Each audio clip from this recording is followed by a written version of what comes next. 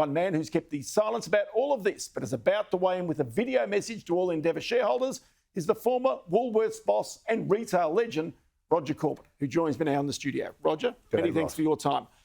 This seems like a real mess, I've got to say. Just explain your relationship with Bruce Matheson. Well, we did the original deal together, and it added dramatically. The share price in this period of time of Woolies, as you know, went from $2.43 to well over $30. Added $30 billion to the value of Woolworths. To many of the large investors, to the institutions, to myself, and to the many staff members in Woolworths that are part of the staff share plan, they made a lot of money. It was a really successful transaction. Okay, so why has this fight come about right now? And what do you sense should happen as we speak? Okay, well, the fight's come about because when Woolworths divested it, they said two would be better than one. Endeavour Drinks would be better by itself. Well, it hasn't been. Its share price has dropped by 30%, gone from circa $8 to circa $5, an enormous loss to shareholders. Now, the important thing about the share price, it has nothing to do with COVID that the Endeavour people are talking about.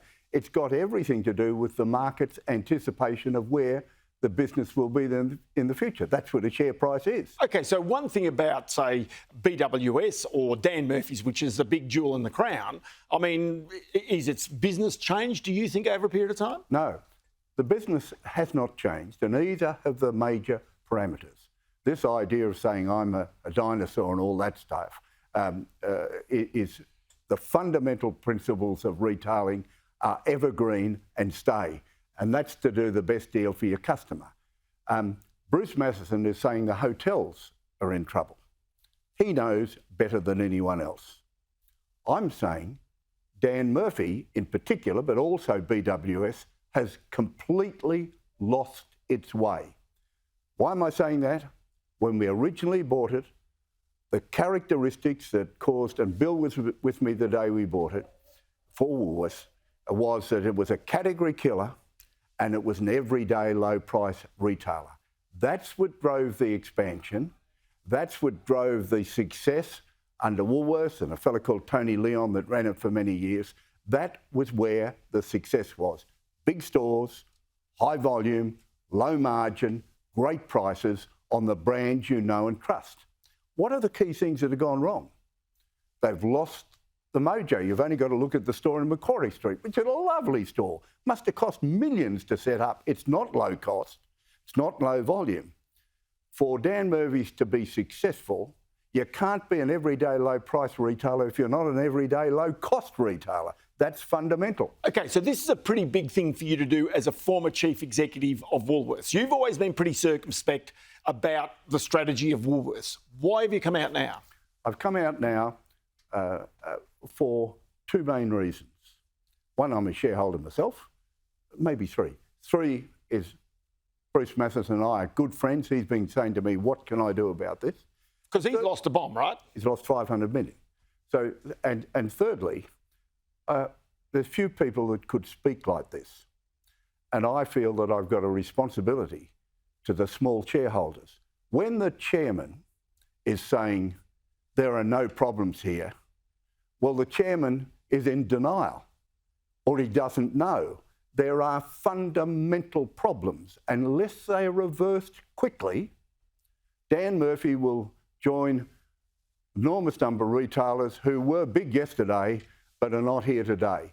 There are fundamental principles that have underwritten the success of Dan Murphy, and they are being lost. But what are those comments from the chairman? What do you think those comments say about the chair of the board himself at Endeavour? Well, look, the board and the chair of Woolworths are people who've obviously had successful careers elsewhere. But looking at them, they haven't got the skills totally amongst them to run a business like Dan Murphy. There's not a retailer. So this is the board, not at Woolworths, but the board at Endeavour you're talking about? I'm not talking about the Woolies. No. I'm talking about the board of Endeavour. To resist the offer that Bill Wavish is making, Bill Wavish is a very accomplished guy. He knows these problems. He's not perfect. I'm not perfect. No one's perfect. But he's a very, very capable guy, and he's the skill set that they need. But whether or not Bill Wavish gets elected, the chairman should go. He is denying the reality, telling the shareholders everything is A-OK, everything is not A-OK. I suspect they've got terrible problems with the Peninsula group of products they've got. I think the stores are stuffed with stuff that customers don't want to buy, which comes about when that happens. I think they've got real cost problems in running the business. I think they've got lots of costs coming up as they separate from Woolworths. I think they call it transformation. I think that is going to be an enormous burden unless they get these fundamental arrangements right. They're in for big trouble. Okay, I can't have you here and not ask you this question. You talk about Dan Murphy's having lost its mojo. What about Woolworths? What's your sense as to whether it's lost its mojo or not? Well, look, I want to preserve my position in regard to Woolworths. Yep. I have never made any comments about Woolworths, and Woolworths share price is A-OK, it's doing all right, the dividends are OK. I want to say no more about Woolworths. OK, so would you go as far as saying Woolworths made a mistake when it decided to basically divest itself of the Endeavour Drinks Group and have it relisted on the stock market? Well, at this moment, it's certainly been a mistake, hasn't it? 30% down.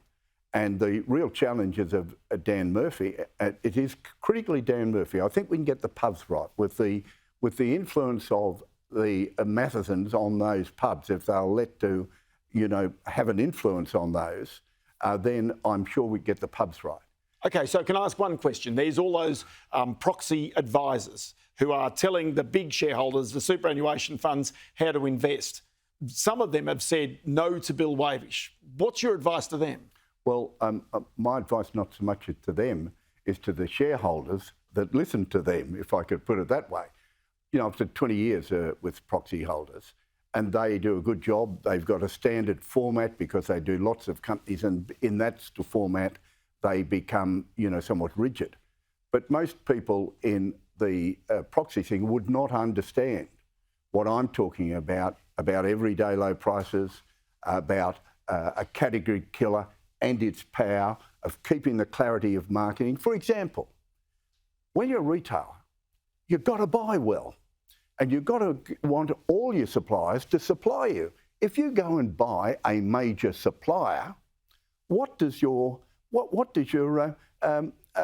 other suppliers say? They say, well, they're looking after their own, and you've only got to walk through a Dan Murphy to see it's stuffed with Peninsula stock that's not branded merchandise. They talk about, Ross, having a world-class loyalty program. So I went into Martin Place yesterday, and I went to buy myself a bottle of gin. I rather like gin. Yeah. And so I said to the girl, I've got the bottle of gin, Torquay, 10 and $96, which is top price. Yeah.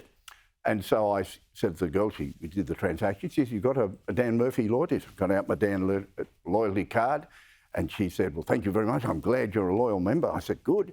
So she got out a bag that must have cost $3 or $4 for me to put my gin bottle in, top line, put my gin bottle in. And I got my doc, and I said, that's $96. She said, yes. So I said, what do I get? You said I'm a loyal. What do I get for my loyalty thing? Oh, she said, nothing, sir. She said, I'm sorry. That only comes on our own specials from time to time. Now, I'm not interested that's a nonsense to have a loyalty program that's only on selected products in the store. If the loyalty program's so good, why are the comp stores, which are the fundamental criteria in the business, why are the comp stores so low? Yeah. It's a nonsense. And the chairman is finally responsible. He's denying it. So whether Bill gets on or not, in my view, the chairman should go. Roger Corbett, always good to chat to you. Many thanks for your candour and certainly for opening up to us today. Appreciate it. My